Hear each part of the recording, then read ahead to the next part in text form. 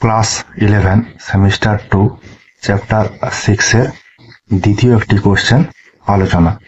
কোশ্চেনটা এটাই যে এফপিটিপি বা সহজ সংখ্যাগরিষ্ঠ পদ্ধতির সুবিধাগুলি উদাহরণ সহ লেখো, অথবা দিয়ে এফপিটিপি বা সহজ সংখ্যাগরিষ্ঠ পদ্ধতিটির অসুবিধাগুলি লেখো। এটা আলাদা আলাদা ভাবে সুবিধা আর অসুবিধা যেগুলো আছে আলাদা আলাদা ভাবে তোমার 4 নম্বরে আসতে পারে, মানে এখান থেকে 4 নম্বরের কোশ্চেন হবে। আর অথবা দিয়ে একটা কোশ্চেন বলে রাখি যে এফপিটিপি বা সহজ সংখ্যা গরিষ্ঠ যে পদ্ধতি আছে তার সুবিধা ও অসুবিধাগুলি লেখো। এটা 4 নম্বরের জন্য পড়তে পারে। তো আজকে এইটা আলোচনা করা হবে, তোমাদের মন দিয়ে শুনবে। তোমাদের সুবিধার জন্য এপিটিপি বা সহজ সংখ্যাগরিষ্ঠ পদ্ধতির যে বৈশিষ্ট্যগুলি আমরা আগে আলোচনা করেছি, সেই বৈশিষ্ট্যগুলোকে মাথায় রেখে আমরা আজকে এপিটিপি বা তোমার সহজ সংখ্যাগরিষ্ঠ যে সুবিধা অসুবিধা যেগুলো আছে সেগুলো আমরা আলোচনা করব। এইখানে বৈশিষ্ট্য যেগুলো বলছিলাম একই রকম ভাবে সিমিলার তোমার সুবিধা এবং অসুবিধার মধ্যে দেখতে পাবে। মানে এপিটিপির যে বৈশিষ্ট্যগুলো আলোচনা করছিলাম সেই বৈশিষ্ট্যগুলিতে যে পয়েন্টগুলো আছে সেই পয়েন্টগুলোর মতোই একই রকম প্রায় পয়েন্ট সব সুবিধা এবং অসুবিধাগুলো আলোচনা করা হয়েছে। মানে বৈশিষ্ট্য এবং সুবিধা অসুবিধার যে ব্যাপারটা, মানে এপিটিপির যে সুবিধা অসুবিধা যেগুলো আছে তার পয়েন্টগুলো প্রায় সেম। ঠিক আছে, আলোচনা শুরু করছি, মন দিয়ে আর শুনবে। প্রথমে আছে তোমার সহজ সংখ্যাগরিষ্ঠ পদ্ধতি বা এফপিটিপির এর সুবিধাগুলি আলোচনা করা হয়েছে। প্রথমে আছে প্রথম যে পয়েন্টটা আছে সেটা হচ্ছে সরল নির্বাচনী ব্যবস্থা। সহজ সংখ্যাগরিষ্ঠ পদ্ধতির সবচাইতে বড় সুবিধা যেটা হচ্ছে সেটা হচ্ছে তোমার এখানে কোনো জটিলতা নেই। এটি এতটাই সহজ যে একেবারে অতি সাধারণ ভোটার যারা আর তোমার হচ্ছে রাজনীতির সঙ্গে কোনো সম্পর্ক নেই, নির্বাচন সম্পর্কে জ্ঞান নেই, মানে যারা শুধু ভোট দিতে হয় তাই ভোট দিতে যায় এমন কিছু মানুষ আছে, তারাও এই সহজ সংখ্যাগরিষ্ঠ পদ্ধতির ভোটদান যে ব্যবস্থাটা সেটা ভালোভাবে বুঝতে পারে। ফলে একটি নির্বাচনী কেন্দ্রের জন্য একজন প্রার্থীকে খুব সহজেই ভোটাররা নিজেদের একটি ভোট দিয়ে নির্বাচিত করতে পারেন। নির্বাচনী কেন্দ্র বলতে একটি বিধানসভা বা লোকসভাতে যতটা এলাকা থাকে সেটা ধরতে পারো, বা এইভাবেই তোমরা মনে করতে পারো। এটাকে তোমার নির্বাচনী ব্যবস্থায় সেই নির্বাচনী ব্যবস্থাটা সহজ সরল ব্যবস্থা যেটা সাধারণ ভোটাররাও বুঝতে পারে বিষয়টা সম্পর্কে। তারপর আছে তোমার 2 স্থিতিশীল সরকার গঠন। সহজ সংখ্যাগরিষ্ঠ পদ্ধতির নির্বাচন ব্যবস্থায় বড় রাজনৈতিক দল বা জোটের পক্ষে সংখ্যাগরিষ্ঠতা অর্জন করে 5 বছরের জন্য একটি স্থিতিশীল সরকার গঠনের কাজ অনেকটাই সহজ হয়।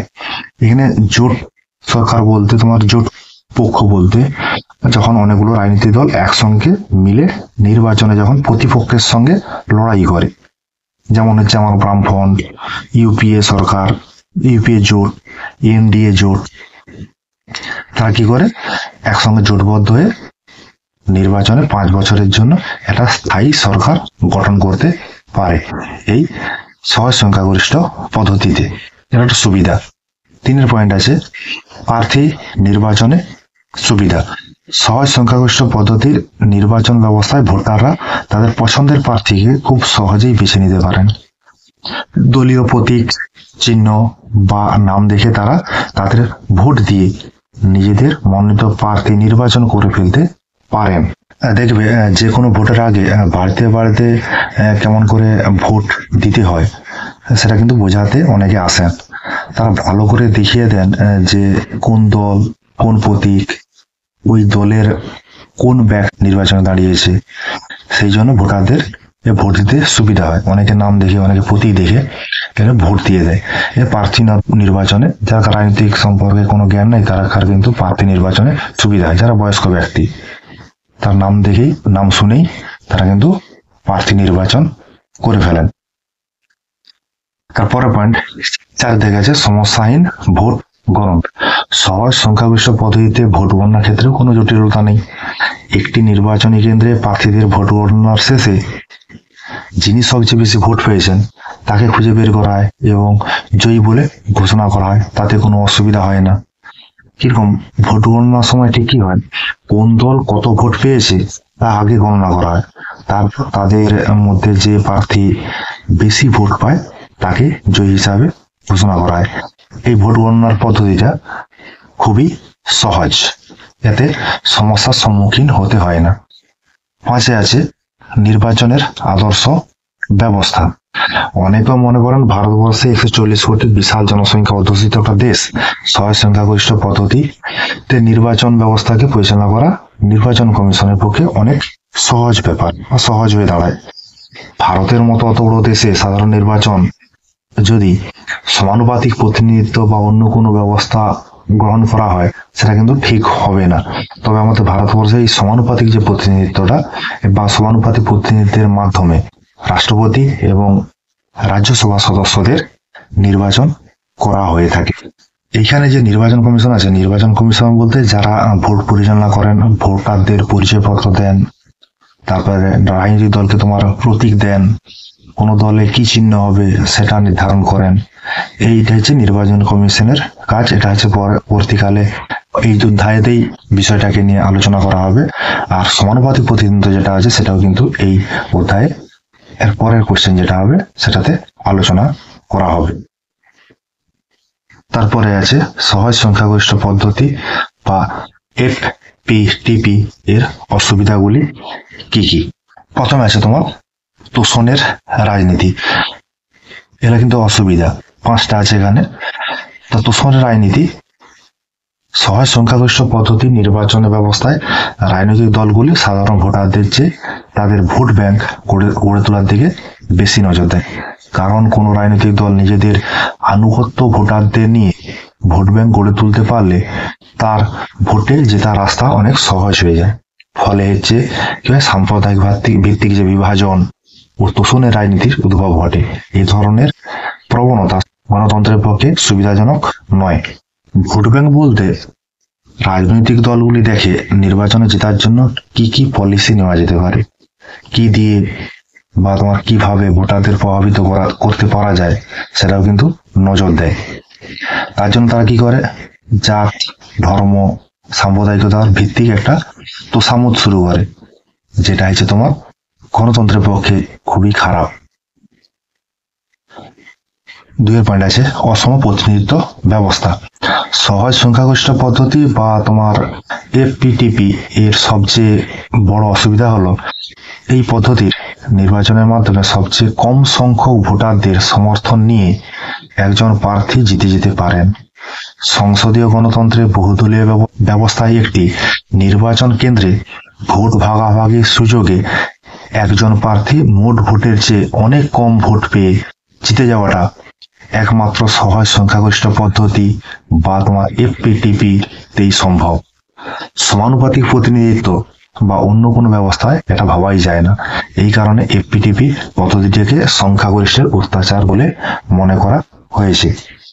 এইখানে FPTP বা সহজ সংখ্যাগরিষ্ঠ ভোটের যে বৈশিষ্ট্য আলোচনা করার সময় বলেছিলাম, আবারও একবার বলে দিই, যদি আলোচনা দীর্ঘায়িত হবে। যদি একটা নির্বাচনী কেন্দ্রে 10 জন প্রার্থী থাকে এবং ভোটার সংখ্যা তোমার 1000টি, তাহলে এখানে দেখা যেতে পারে যে বিজয়ী প্রার্থী যিনি 110টি ভোট পেয়েছে, আর অন্যান্য যা প্রার্থী তারা কেউ 99, কেউ 98, কেউ 105 এরকম করে ভোট পেয়েছে। তাহলে একজন প্রার্থী মোট ভোটের চেয়েও কিন্তু কম ভোট পেয়েও জিতে যাচ্ছে। যে এখানে জিতে যাচ্ছে সে কিন্তু এখানে 110টি ভোট পেয়েছে। 1000টি ভোটের মধ্যে 10 জনের মধ্যে ভোট ভাগাভাগিতে একজন পেয়েছে 110টি ভোট, আর বাদ বাকি সবাই 105, 98, 97টি করে ভোট পেয়েছে। তাহলে দেখা যাচ্ছে যে 1000টির মধ্যে 110টি ভোট পেয়েও কিন্তু জিতে যাচ্ছে। এটা একমাত্র সহজ সংখ্যাগরিষ্ঠ পদ্ধতি সম্ভব, যেটা কিন্তু ঠিক নয় বলে মনে করা হয়েছে। 3 দাগে আছে মূল্যহীন বিপক্ষ ভোট। সহজ সংখ্যাগরিষ্ঠ পদ্ধতিতে নির্বাচনে যারা কম ভোট পেয়েছেন তাদের ভোটের কোনো দাম থাকে না। এখন দৃষ্টান্ত অনেক আছে যেখানে বিজয়ী প্রার্থী যত সংখ্যক ভোট পেয়েছেন তার চেয়েও যারা বিপক্ষে দাঁড়ান তারা কিন্তু বহু সংখ্যক ভোট বেশি পেয়ে থাকেন। বিপক্ষের ভোট ভাগাভাগির কারণে তার জিততে পারেনি। কিন্তু এটা তো বাস্তব সত্য যে সংশ্লিষ্ট নির্বাচনী কেন্দ্রে বেশিরভাগ ভোটার বিজয়ী প্রার্থীকে ভোটই দেননি। এখন এই বিপক্ষ ভোটগুলি যারা দিয়েছেন তাদের সমর্থনে বা তাদের দেওয়া ভোটের কোনো মূল্যই রইল না, বিপক্ষ ভোটগুলি নষ্ট হলো। এটি সহজ সংখ্যাগরিষ্ঠ পদ্ধতির অন্যতম একটা ত্রুটি। যে আগের উদাহরণটা যেটা দিয়েছিলাম সেটা দেখিয়েছে তোমার, আরেকবার দেখো, যে প্রার্থী তোমার 110টি ভোট পেয়ে জিতেছে, অন্যদিকে যারা কিছু কিছু ভোট পেয়ে হেরে গেছে, সেই হারা বা পরাজিত যারা প্রার্থী তারা মোট ভোট সংখ্যার 890টি ভোট পেয়েছিল। এই ভোটের কোনো মূল্যই রইল না, মানে ওই জিতা প্রার্থীর পক্ষে ওই 890 জনের সমর্থনই নেই। তবু এই একটি এমন একটি ব্যবস্থা যেটা আমরা গ্রহণ করে চলেছি।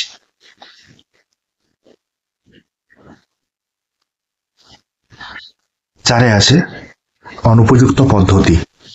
অনেকে মনে করেন যে ছোট ছোট দলগুলির পক্ষে সহজ সংখ্যাগরিষ্ঠ পদ্ধতি উপযুক্ত নয়। তার কারণ হলো এ ধরনের ব্যবস্থায় ছোট দলগুলি কোনোভাবেই বড় দলগুলির সঙ্গে পাল্লা দিয়ে সরকার গঠনের দৌড়ে সংখ্যাগরিষ্ঠ আসন পেতে পারে না। বেশিরভাগ ক্ষেত্রে তাদের বড় দলের সঙ্গে জোট বাঁধতে হয়, এছাড়া তাদের কাছে কোনো উপায় থাকে না। এইভাবে তারা দর কষাকষির রাজনীতিতে তারা টিকে থাকার চেষ্টা করে। তা জাতীয় রাজনীতিতে বড় বড় দলগুলো যেগুলো আছে সেই দলগুলো তার নির্বাচনে জয়লাভ করার জন্য উঠে পড়ে লাগে, কিন্তু তাদের সঙ্গে পাল্লা দিতে কিন্তু আঞ্চলিক দলগুলো পারে না। তার জন্য কি করে, আঞ্চলিক দলগুলো মাঝে মাঝে নিজেরা জোট বাঁধে বা কেন্দ্রীয় দলগুলোর সঙ্গে, বড় বড় দলগুলোর সঙ্গে তারা কি করে, একত্রিত হয়ে ভোটে লড়তে শুরু করে। এইভাবে তোমার হচ্ছে জাতীয় রাজনীতিতে আঞ্চলিক দলগুলি জাতীয় দলগুলির সঙ্গে দর কষাকষি করে নিজেদের রাজনৈতিক অস্তিত্বটাকে টিকিয়ে রাখার চেষ্টা করে। তারপর 5-এ আছে দলীয় এক নিয়ন্ত্রণ। সংখ্যাগরিষ্ঠ পদ্ধতি বা এফপিটিপিতে যে অনেক সময় বা অনেক ক্ষেত্রে ভোটারদের পছন্দের কোনো দাম দেওয়া হয় না। অনেক সময় নির্বাচনী যে কেন্দ্রের এলাকার বাইরের লোককে, তোমার বিশিষ্ট ব্যক্তিকে দলের প্রার্থী হিসাবে দাঁড় করে দেওয়া হয়। সেক্ষেত্রে ভোটাররা যারা আছে তাদের কাছে দ্বিতীয় পছন্দের কোনো সুযোগই থাকে না, বা তাদের কোনো দ্বিতীয় পছন্দের সুযোগ করে দেওয়া হয় না। যেমন ধরো এক্স ব্যক্তি পশ্চিমবঙ্গের লোক নয় বা ব্যক্তি নয়, কিন্তু ভোটে জেতার জন্য ওই এক্স ব্যক্তিকে বিহার থেকে নিয়ে এসে আমাদের পশ্চিমবঙ্গে ভোটে দাঁড় করানো হলো। এক্ষেত্রে কিন্তু ভোটারদের কিছুই করার থাকে না। ঠিক আছে, এইভাবে তোমার হচ্ছে কিছু সুবিধা কিছু অসুবিধা লেখা আছে। যদি কোশ্চেনটা সুবিধা অসুবিধা একসঙ্গে পড়ে তাহলে সুবিধা 2 বা 3টা, অসুবিধা 2 বা 3টা এইভাবে লিখবে। বা যদি সুবিধা পড়ে তাহলে 4টা, অসুবিধা পড়লে 4টা পয়েন্ট, এইভাবে তোমরা লেখার চেষ্টা করবে। ঠিক আছে, এই যে সুবিধা অসুবিধা এফপিটিপির তার একটু উপসংহার দেওয়া আছে। অবশ্যই বলা যায় এমন কিছু দেশ আছে যারা এক সময় তাদের নির্বাচন ব্যবস্থার জন্য ছয় সংখ্যাগরিষ্ঠ পদ্ধতি গ্রহণ করেছিলেন, পরে তা কিন্তু বর্জনও করেছে। এদের মধ্যে যেমন উল্লেখযোগ্য জার্মানি, অস্ট্রেলিয়া, দক্ষিণ আফ্রিকা। আমাদের দেশে যে ইন্ডিয়ান ল কমিশন কেন্দ্রীয় সরকারের কাছে নির্বাচনী ব্যবস্থা সংস্কারের জন্য সহজ সংখ্যাগরিষ্ঠ পদ্ধতির সঙ্গে সমানুপাতিক প্রতিনিধিত্বের একটা মিশ্র ব্যবস্থা গড়ে তোলার সুপারিশ করেছিলেন, যদিও সেটা এখনো পর্যন্ত কার্যকর হয়নি। এইভাবে তোমরা হচ্ছে এই নোটটা লেখার চেষ্টা করবে, দেখার চেষ্টা করবে, বোঝার চেষ্টা করবে। ঠিক আছে, আজ এই পর্যন্তই। তোমাদের জন্য আমার এই কিঞ্চিত প্রয়াস।